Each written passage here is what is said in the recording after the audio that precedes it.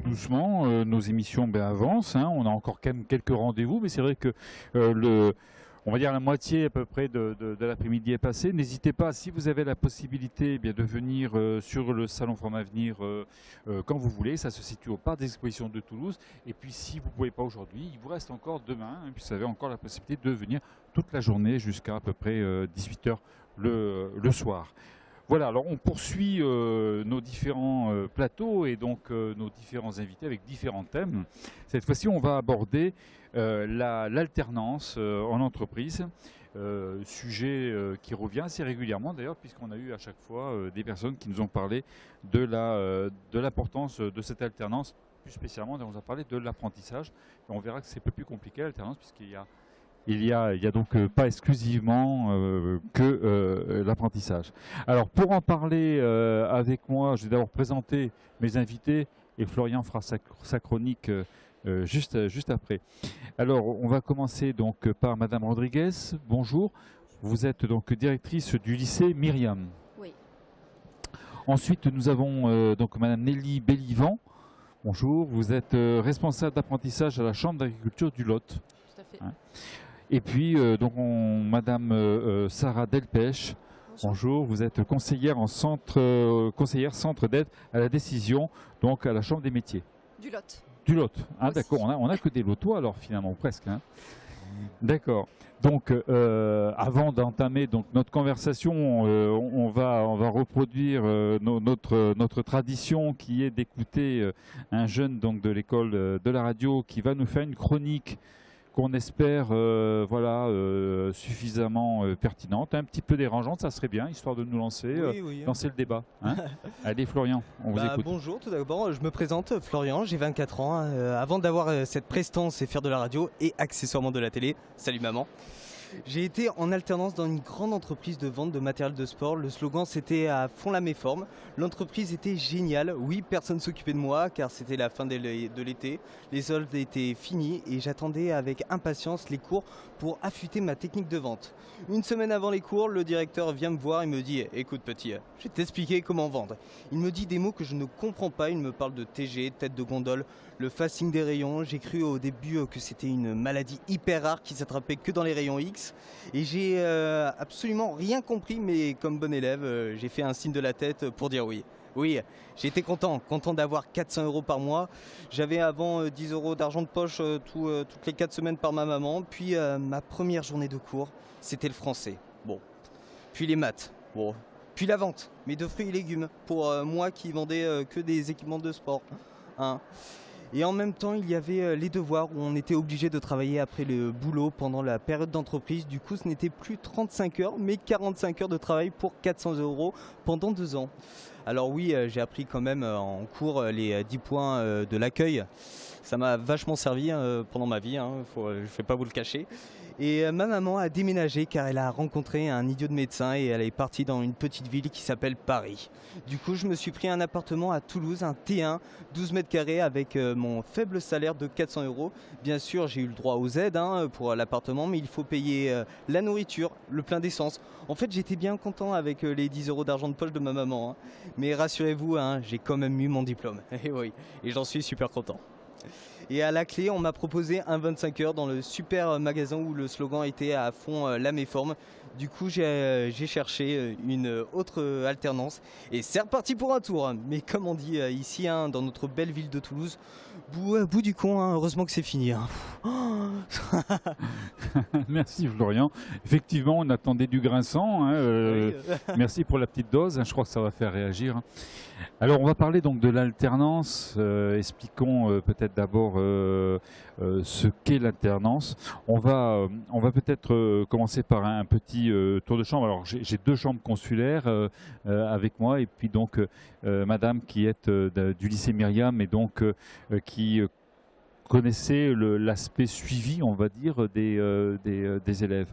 On va peut-être commencer par expliquer ce qu'est cette alternance avec vous, en quoi ça consiste, puisqu'il y a deux façons d'atterrir sur l'alternance. Oui, il y a 2 contrats d'apprentissage et contrat de professionnalisation. Le premier permet de préparer un diplôme. Aujourd'hui, Allez-y, du allez-y, allez-y. CAP au diplôme d'ingénieur. Contrat de professionnalisation vise plutôt l'accès à des qualifications, des compétences particulières par rapport à un métier. Alors, on a une vision de l'apprentissage, c'est vrai, plutôt sur des métiers un peu plus manuels, enfin traditionnellement. Oui. Hein, et c'est vrai que le contrat de professionnalisation, on pense toujours c'est au moins un bac+2, quoi, un BTS, ce genre de choses. Alors, il faut savoir que l'apprentissage s'est développé sur tous les champs de métiers, se développe de plus en plus. À la base, effectivement, ça concernait les métiers de l'agriculture, les métiers de l'artisanat. Et aujourd'hui, l'apprentissage permet de se former aux métiers de l'industrie, commerce, tertiaire, secrétariat. Et on trouve tous les niveaux aussi. Hein. Oui. On peut faire même être ingénieur éventuellement avec de à fait. l'apprentissage. Hein. Oui, tout à C'est fait. tout à fait possible. Hein. Oui, et associer une période de formation à l'école et une période de formation en entreprise. Quand puisque vous représentez le Lot, hein, donc c'est intéressant aussi de regarder un peu le côté hors des grandes zones urbaines. Est-ce que l'apprentissage a la même façon d'être pratiqué? On va peut-être vous demander, est-ce qu'on a d'abord les mêmes métiers? Il y aura des métiers, j'imagine, qui ne doivent pas être représentés au niveau des formations déjà. Et puis, est-ce qu'on a la même tradition? Oui, je pense qu'on a les mêmes métiers. Alors pour l'agriculture, l'agriculture ne se fait pas en ville, donc on est forcément sur des zones rurales de toute façon. Donc des formations, comme disait Sarah, du CAP jusqu'au niveau d'ingénieur. Donc avec des spécificités là, qui vont dépendre au niveau de l'agriculture, plus des productions selon les départements. Donc avec des zones plus céréalières aux alentours de Toulouse, plus d'élevage si on va vers le nord, si on va vers le sud, on se rapproche un petit peu des montagnes, avec toutes les autres, avec la vigne, avec aussi tous les aspects commerciaux, parce que quand on parle d'agriculture, il y a la production agricole, les exploitations agricoles, mais il y a aussi tous les métiers qui sont autour, en amont ou en aval des exploitations, donc notamment toute la partie conseil et la partie commerce qui vont avec, et la transformation aussi. Donc c'est très vaste en termes de métiers et donc de formation et de diplôme. Est-ce qu'il y a une tradition de l'apprentissage? C'est plutôt de l'apprentissage d'ailleurs ou du contrat de professionnalisation? Ça peut être les deux, mais c'est plus contrat d'apprentissage. Il y a une tradition, on va dire, de l'apprentissage Alors peut-être moins que des métiers, que la Chambre des métiers, c'est, je pense, un petit peu moins ancien la tradition, mais ça fait partie aussi de la tradition et ça fait partie des métiers, quels qu'ils soient, qui peuvent s'acquérir par l'apprentissage, par l'alternance en général. Et ce qui permet, en tout cas, l'alternance permet un très bon taux d'insertion, et ça je pense que c'est vrai quel que soit le métier. On trouve après des personnes qui ont à la fois une qualification et de l'expérience, donc ce sont forcément des personnes qui sont très recherchées par les entreprises. Est-ce qu'on peut préciser l'alternance dont parlons de l'apprentissage, mais du contrat de professionnalisation, ce sont d'abord des contrats de travail, non ? Oui, tout à fait. Ce sont des contrats de travail qui permettent d'allier formation à l'école et formation en entreprise. Généralement, pour le contrat d'apprentissage, on part sur des contrats d'une durée de 2 ans. Dans tous les cas, il faut se dire que le contrat d'apprentissage doit durer le temps de la formation. Voilà. Et qui implique du coup des engagements de chacune des 3 parties, puisqu'un contrat d'apprentissage est tripartite: un jeune, une entreprise, une école. Avant d'aborder les questions soulevées par Florian, hein, parce qu'il en a posé quand même pas mal hein, moi j'ai noté pendant qu'il parlait, mais avant d'aborder ce vécu hein, du jeune et du moins jeune hein, qui partent sur ces contrats-là, on peut peut-être un peu préciser, puisqu'on n'a pas de contrat de travail, donc on pousse de plus en plus ce contrat d'apprentissage en tout cas, et malheureusement on n'a pas une bonne réceptivité, puisqu'actuellement les chiffres du contrat d'apprentissage ne sont pas forcément favorables. Quelle est l'origine? Comment vous l'analysez, cette baisse finalement de l'intérêt qu'on pourrait avoir pour ce type de contrat? En agriculture, on n'a pas eu de baisse forcément cette année par rapport aux années précédentes. On est sur un effectif stable Voilà, donc on n'a pas forcément cette baisse. Après, je pense que la baisse est aussi liée à la conjoncture économique, puisqu'une entreprise c'est un contrat de travail, donc une entreprise qui recrute, donc forcément quand l'activité économique est défavorable, forcément l'apprentissage va le subir de la même manière que les contrats de travail en général. D'accord, c'est proportionnel, certain. quoi. Donc rien de particulier, rien d'anormal. Bien sûr. Alors on va aborder justement un peu les problématiques soulevées par Florian. Alors moi j'ai pris des notes, hein, Florian. Donc premier point, c'est peut-être le décalage, et vous me retournez vers vous, Madame Rodriguez, c'est le décalage qu'il peut y avoir, enfin, si j'ai entendu ça, hein, entre finalement ce que dit l'école et puis la pratique professionnelle. Alors est-ce que c'est une richesse ou est-ce que c'est une complication, ça? Le fait que, bon, moi j'ai entendu des choses, hein, donc que finalement il y avait un langage très école et puis une pratique professionnelle qui des fois n'était pas forcément exactement de la même ligne. Il peut y avoir de la contradiction, non? Non, je pense que au niveau le bac professionnel a été réformé. Donc maintenant, il n'est plus adapté aux attentes des entreprises, puisqu'il y a quelques années, le bac professionnel l'éducation nationale avait un petit peu de retard, on va dire entre guillemets, par rapport au secteur professionnel. Mais actuellement, avec la réforme du bac professionnel, notamment en tertiaire, notamment le bac professionnel gestion-administration, que nous n'avons pas au lycée Myriam, mais ce bac professionnel correspond bien aux attentes des entreprises, ainsi que le bac professionnel commerce ou accueil, puisque maintenant, en bac professionnel, il y a 22 semaines en initiale, 22 semaines de stage en entreprise sur les 3 ans. Et on valide des compétences qui vont nous permettre de valider le bac. Les compétences en entreprise, donc, c'est le but d'une grande réflexion avec les professionnels et l'éducation nationale. Et c'est ce travail qui va permettre à l'éducation nationale d'adapter les diplômes en fonction des attentes des entreprises. Bon, c'est vrai, par contre, ça passe par la pédagogie. Quand on accueille un jeune, il faut pouvoir lui expliquer avec des termes simples la réalité du métier. Et c'est comme ça qu'on intéresse les jeunes. Parce que souvent, les jeunes arrivent en apprentissage, notamment en CAP, par défaut. Ça ne correspond pas, notamment dans le tertiaire. Ils ne savent pas ce qu'ils veulent préparer, le diplôme qu'ils veulent préparer. Et ils arrivent souvent donc en CAP, par exemple, à employé de vente, par défaut. Donc il y a un manque de motivation, un découragement. Voilà, c'est pour cela. Donc il faut vraiment leur montrer, d'où l'intérêt des stages en entreprise.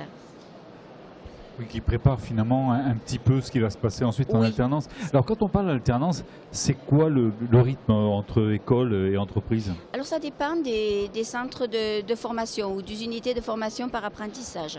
Au lycée Myriam, nous avons 10 élèves en CAP, assistant technique en milieu collectif et familial.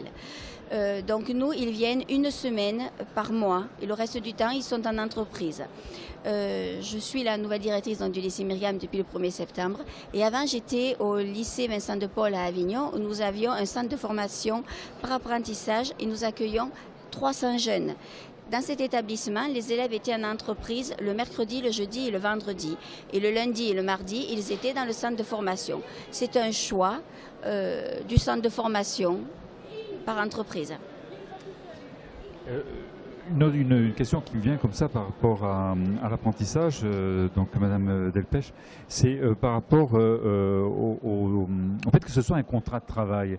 Est-ce que, on sait qu'actuellement il est difficile de trouver déjà un contrat de travail, est-ce qu'il est plus facile ou est-ce que c'est moins difficile de trouver un contrat de travail en apprentissage? Ou en alternance, de manière générale? Il y a quand même une difficulté parce que je voudrais quand même rebondir sur ce que vous venez de dire par rapport à des jeunes qui se découragent, qui ne sont pas assez préparés aussi à cette rencontre avec les employeurs. Il faut savoir que dans les chambres consulaires, il existe des services d'information, d'accompagnement des jeunes dans leur démarche pour le choix du métier, pour travailler sur les représentations du métier. Et on prépare ces jeunes à la rencontre avec le monde du travail, avec le monde de l'entreprise. Ça passe par des règles de savoir-vivre et de savoir-être de base. La politesse, le respect, regarder dans les yeux, arriver dans une entreprise en tenue correcte et pas en jogging. Voilà, ça c'est notre boulot quotidien de préparer ces jeunes qui sont souvent très jeunes. J'ai la pour la plupart du temps Oui, des mineurs. Oui, ça commence à 16 ans, c'est ça? Alors on peut commencer un contrat d'apprentissage à partir de 15 ans dès lors qu'on a fini sa classe de 3e. Et après 16 ans pour n'importe quel niveau scolaire. Jusqu'à la veille de ses 26 ans, mais il faut savoir aussi qu'on peut signer un contrat d'apprentissage passé 26 ans. D'accord. Pour tout le monde? Non, pour les personnes qui sont reconnues travailleurs handicapés et les personnes qui souhaitent créer ou reprendre une entreprise dans un secteur qui nécessite un diplôme pour s'installer. Alors, deuxième point que j'ai entendu de Florian, il a parlé des problèmes d'argent. Donc, il nous a parlé d'une modeste somme de 400 €, si ma mémoire est bonne. C'est vrai que il a notamment parlé de cette situation, de se retrouver finalement seul, avoir à payer un loyer et puis avoir 400 € concrètement comme revenu. Est-ce que c'est quelque chose qui justement se vit? Alors Madame Rodriguez, vous avez eu des gens qui peut-être étaient confrontés à des problèmes purement de revenus et qui ont peut-être abandonné à cause de cette notion-là? Oui, c'est vrai que c'est difficile pour un jeune qui doit se trouver un logement, se nourrir. Bon, après, souvent, il faut penser aussi qu'en apprentissage ou en contrat de professionnalisation, le jeune est là pour apprendre un métier et surtout, il va acquérir des compétences professionnelles. Bon, souvent, il faut que les parents puissent aider leurs enfants afin de pouvoir survenir à leurs besoins. Voilà, c'est ce problème. Oui. Pour les apprentis, la région Midi-Pyrénées consacre énormément de son budget pour la formation professionnelle et notamment pour faciliter la vie de ces travailleurs précaires. S'il faut le dire, ce sont des travailleurs précaires. Donc la région Midi-Pyrénées aide les apprentis, que ce soit pour l'accès au logement, le transport et les CFA sont aussi dotés de personnes qui peuvent aider les jeunes en difficulté sociale. On a entendu également avec Florian que c'est vrai qu'il fallait travailler tous les jours et puis d'autre part il fallait aussi travailler chez soi. Il a parlé de 45 heures, je ne sais pas si c'était Non, 45. pas tout à fait, mais c'est vrai qu'il va de 2-3 heures par semaine. C'est moi qui travaillais dans un magasin qui faisait du 9h-20h, alors pas tous les jours, parce que c'est 35 heures, mais 9h-20h, voilà. Ensuite, il faut travailler le temps de se remettre de cette journée. Pour moi, à l'époque, c'est vrai que c'est difficile. C'est difficile. Et c'est vrai que ça fait beaucoup d'heures de travail. Finalement, ça nécessite quand même des personnalités, j'imagine, assez fortes pour pouvoir. Vous devez aussi en rencontrer. Je pense que dans l'agriculture, c'est peut-être même encore un peu pire. C'est souvent justement le changement de rythme pour à chaque fois s'adapter, de passer de l'entreprise au centre de formation et du centre de formation à l'entreprise, puisque le rythme d'un l'un et de l'autre, c'est pas la même chose. Donc c'est souvent ça, surtout en début de contrat, en début de formation, d'arriver à s'adapter à chaque fois sur ces changements-là. Donc ça fait partie des difficultés de l'apprentissage, donc qui demandent forcément plus d'autonomie et de rigueur à ces jeunes-là.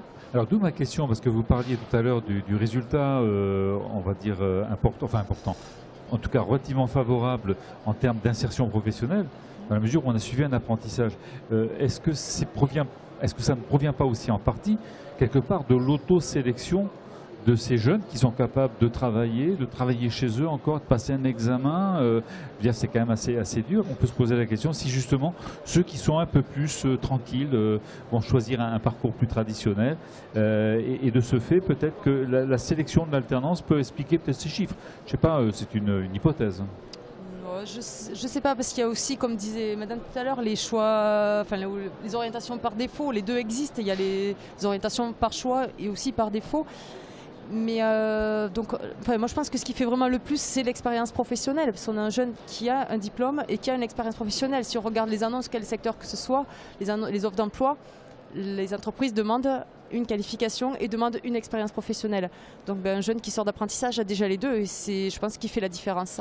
On fait les deux en même temps, effectivement. Voilà, on fait les deux en même temps et voilà, donc par rapport à, les difficultés qu'on a pu rencontrer en début de contrat d'apprentissage, comme le disait Sarah, le fait de s'habituer à l'entreprise, à travailler tous les jours, à être ponctuel, à connaître les règles de vie dans l'entreprise, c'est quelque chose qui est déjà acquis en fin d'apprentissage où généralement il y a eu 2 ans d'expérience.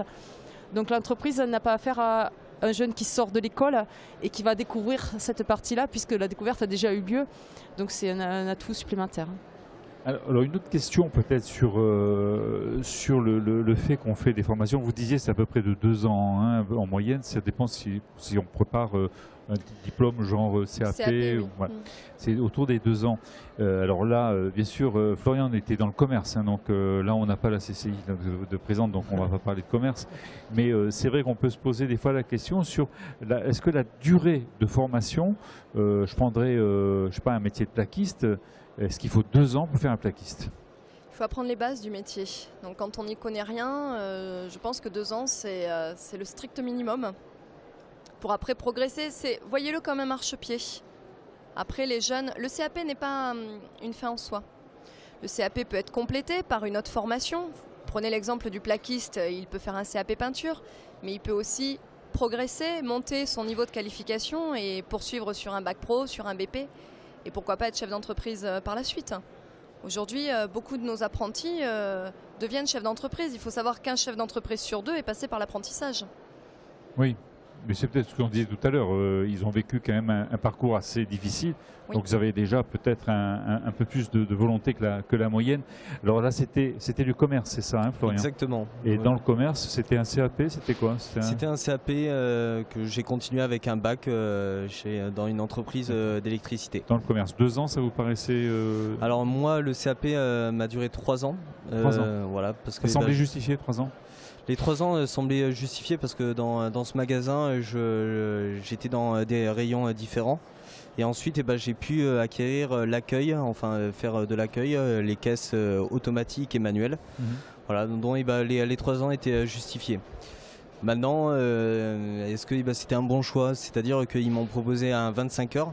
25 heures pour vivre, on n'a pas vraiment besoin de ça. On a besoin d'un 35 heures. Hein, Oui, ça c'est le problème. Ça, de toute façon, ça c'est le problème des métiers, on va dire, plus que de Exactement. l'alternance. Hein. Je reviens vers vous, Madame Rodriguez, par rapport au lycée Myriam. Quelles sont les formations qui sont délivrées en alternance? En alternance, nous avons uniquement un CAP, agent technique, assistant technique en milieu familial et collectif.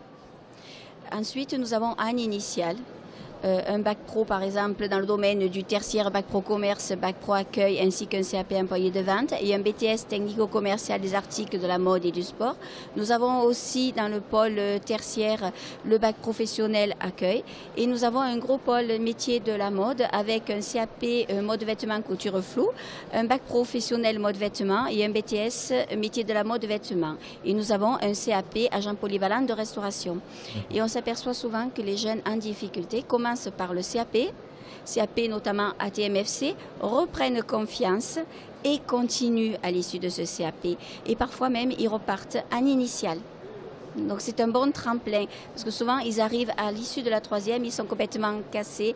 Et le fait d'obtenir des bons résultats, d'être en lien avec l'entreprise, ils ont maintenant envie de continuer et même parfois ils vont même jusqu'à la licence professionnelle. J'ai une élève qui a commencé donc par un CAP, après elle a fait le BEP parce qu'à l'époque il y avait le BEP, le bac pro. Ensuite, elle a fait sa licence professionnelle et maintenant elle est devenue professeure et a validé son concours et est devenue professeure de commerce. Donc c'est un très beau parcours pour des jeunes qui sont passés par l'alternance à un moment parce que c'était nécessaire.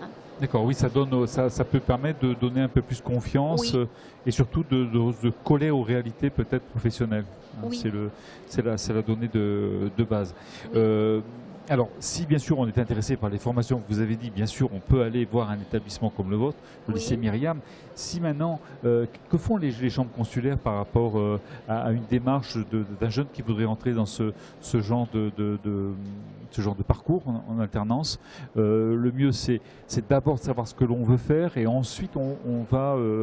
parce que vous êtes important dans la liaison avec notamment l'entreprise, hein, c'est bien ça? Tout à fait. Alors, de savoir quoi faire précisément, pas forcément. On accueille, nous, tous les jeunes qui se posent des questions. Un jeune qui ne sait pas où il va, à partir du moment où il se pose des questions, c'est un candidat intéressant. Donc on l'accueille, on réfléchit avec lui sur son projet. On peut vérifier la faisabilité et la cohérence de son projet en notamment lui proposant des stages d'immersion en entreprise hein, qui lui permettront de se confronter au monde de l'entreprise, au métier directement. Et après, dès lors que le projet est un peu plus abouti, on peut s'occuper de l'accompagner dans ses démarches pour rechercher un employeur, puisque nous sommes aussi service interface avec les entreprises qui recrutent des apprentis. Et donc on assure la mise en relation entre jeunes et entreprises. Oui, ce qui facilite quand même la recherche. Dans le cadre donc de l'agence d'agriculture, il faut mieux être issu d'un milieu rural? Non, pas du tout. Non, ça c'était très vrai il y a pas mal d'années, ça l'est plus du tout aujourd'hui. Donc puisque déjà, les métiers de l'agriculture, ce n'est pas que le métier d'agriculteur. Déjà, pour le métier d'agriculteur, un tiers des personnes qui s'installent ne sont pas issues du milieu agricole, donc c'est déjà pas vrai. Donc après, on peut être salarié agricole et comme je vous disais, dans le commerce, etc.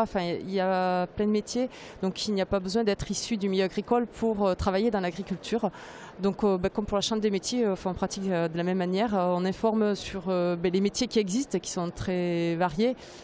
Et une fois que le métier ou les métiers sont ciblés, on voit quelle formation, en fonction déjà de l'âge, du niveau de la personne et de son projet, quelles formations peuvent correspondre. Et après aussi, on accompagne dans la recherche d'un maître d'apprentissage, de la même manière. Oui. L'origine des jeunes, on parle des jeunes en difficulté scolaire qui peuvent se révéler grâce à l'apprentissage et pour qui c'est une solution. Je pense aussi aux jeunes pour qui c'est un choix.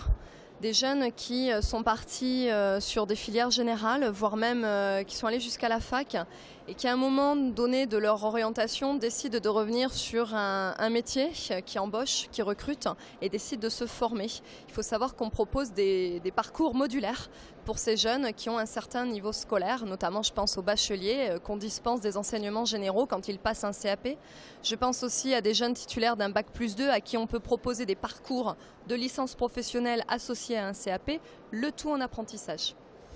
Bien, mais merci à vous trois, à vous quatre, Florian, qui est déjà revenu depuis tout à l'heure. On va faire, comme d'habitude, une petite pause de quelques minutes et puis on va aborder, vous parliez des secteurs qui recrutent, donc on va essayer de faire un petit point donc, sur les secteurs qui recrutent et de quelle manière on peut y accéder. Voilà, on se retrouve dans quelques minutes.